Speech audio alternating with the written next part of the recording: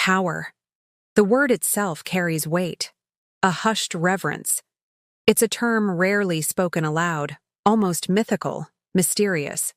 Is it dirty? Some say so. They turn away, avert their gaze, unwilling to acknowledge its existence. But Green, the master strategist, the keen observer of human nature, shakes his head slowly, a ghost of a smile touching his lips. No, he murmurs. Power isn't dirty.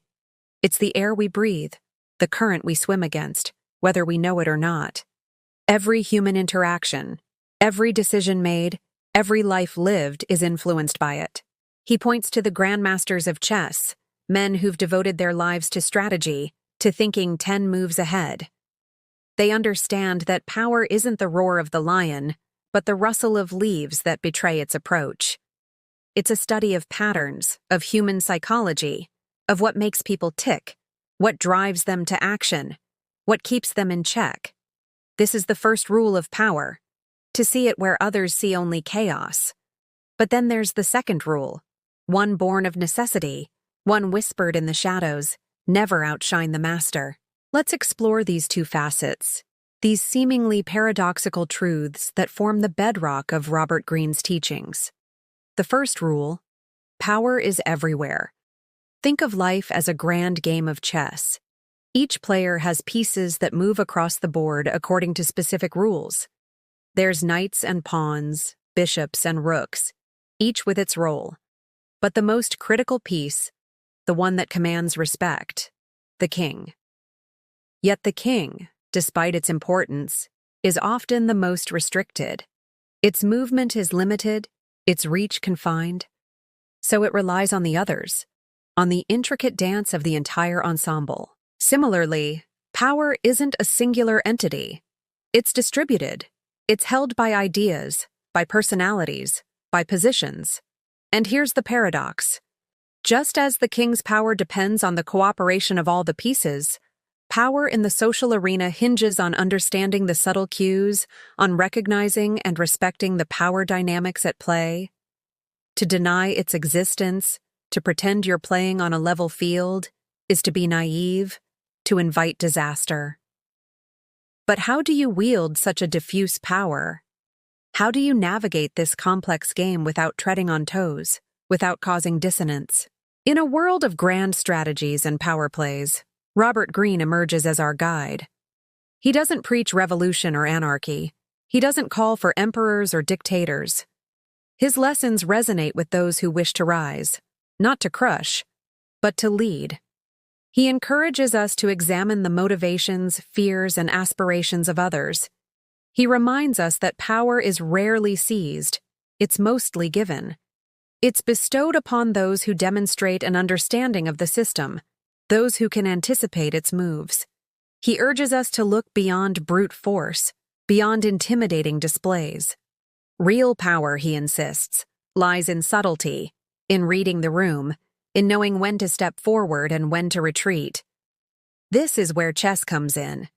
It's not just a game of skill and strategy. It's a microcosm of human interactions, a stage where players enact power dynamics, where they negotiate space and influence. Greene draws parallels between the grandmasters and those who navigate the complexities of human relationships. Just as the grandmaster studies his pieces, anticipating each opponent's move, we, too, should observe, strategize, adapt. Being powerful isn't about having all the pieces. It's about making the most of the ones you have, about realizing that your position, however humble it may seem, can be a source of immense leverage. It's about learning from the masters, understanding their thought process, dissecting their strategies. And yet, as you delve deeper into this world of hidden power, another question arises. How do you exercise this power without causing upheaval? How do you rise without stepping on others? This brings us to the second rule, one that cuts through the complexities, one that offers clarity in the chaos. Never outshine the master. At first glance, it seems counterintuitive. Why would you want to dim your light when you have something to offer? Why hold back when you have the potential to shine brilliantly? Because, as Green suggests, true power often lies in the subtle art of reading the room. Imagine a scenario. You're an employee presenting an idea to your boss. You've put your heart and soul into it, anticipating growth, change, maybe even advancement. You present your idea. It's innovative, it's well-researched, it's logical. But the boss rejects it, perhaps dismissively, perhaps without much explanation. It stings. Your confidence wavers. Maybe you were too young, you think, or too new in your position. Maybe your voice wasn't heard. But Green would offer a different perspective. He'd encourage you to consider the boss's position. What pressures are they facing? What decisions have they had to make recently? What kind of day are they having? He'd remind you that people in positions of authority operate under a different set of rules. Their actions, their reactions, their very survival might depend on maintaining a certain image, on upholding a specific persona. And if your idea, however brilliant in its conception, threatens to undermine that persona, it's bound to face resistance. But this isn't just about office politics. It's a fundamental principle of human interaction. People are naturally protective of their own turf, their own achievements, their own self-image. And the more senior they are, the more entrenched these tendencies become.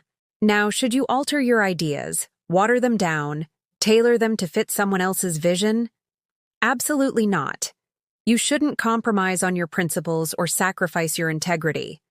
Rather, Green encourages a nuanced approach. He advocates for understanding the master's position, recognizing their concerns, addressing their fears, demonstrating how your idea can complement their existing narrative. He doesn't advocate for sycophancy or subservience. He champions clear, respectful communication, a strategy often overlooked in the pursuit of personal ambition. For instance, imagine approaching a renowned author with a literary piece for critique. It's a bold move, a leap of faith. But the author, burdened by the expectations of being a literary titan, might not offer the feedback you were hoping for. Maybe their response is harsh, maybe it lacks the warmth you were expecting. But instead of viewing it as a personal attack, what if you considered it from their perspective? They've seen countless manuscripts, many with great promise, only to witness their demise. They've had to make tough calls, separate the wheat from the chaff. Their response, though seemingly harsh, is a reflection of these experiences, their desire to protect both your work and their own legacy. Now, should you abandon your piece, rewrite it, hide it away? Of course not. You shouldn't let negativity dictate your creative journey. But could you benefit from understanding the author's position? Can you find common ground, learn from their experiences, adjust your expectations?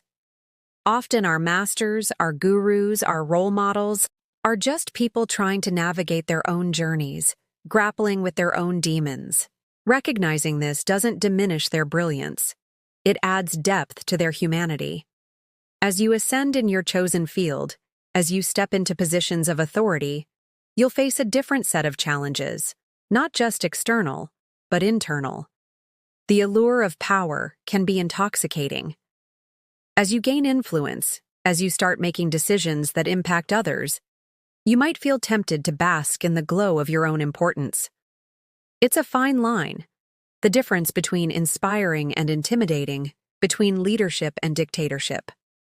So ask yourself, who is your master? Who guides you? Not necessarily in the traditional sense, but in terms of your own personal growth, your own professional journey. Is it a mentor, a teacher, a role model whose footsteps you're trying to follow?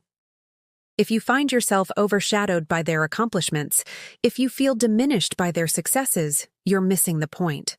Remember, true mastery isn't about overshadowing others. It's about illuminating the path ahead. It's about recognizing that those who've walked the path before you, who've reached milestones you aspire to, weren't always there. They, too, started at a point where you are now. Their achievements aren't a barrier, they're a benchmark, a testament to what's possible. By trying to outshine them, you don't pay homage to their journey. You trivialize their achievements, and more importantly, you divert your focus from your own path. The question isn't how can I be better than my master, but how can I embody the qualities that got them to where they are? How can I emulate their dedication, their resilience, their problem-solving skills?